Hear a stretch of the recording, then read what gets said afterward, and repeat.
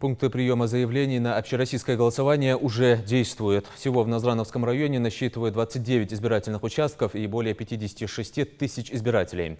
Как заявляют представители ТИК, в связи с пандемией процесс голосования пройдет с соблюдением всех требований безопасности и по возможности на открытом воздухе. На месте будут выдавать маски, перчатки, а также санитайзеры.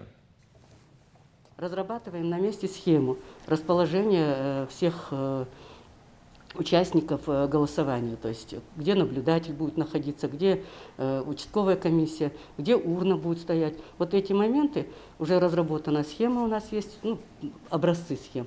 И на месте, если позволять будет и помещение, и место для голосования, мы постараемся учесть все моменты, вплоть до того, как нужно входить. На месте будет находиться человек, который средства защиты будет раздавать и участникам, и тем, кто непосредственно находится на участке. Вот эти меры, они разработаны. А сейчас мы дальше будем готовиться и, соответственно, проверять наши участки совместно с администрациями сельских поселений, и со всеми участниками процесса этого.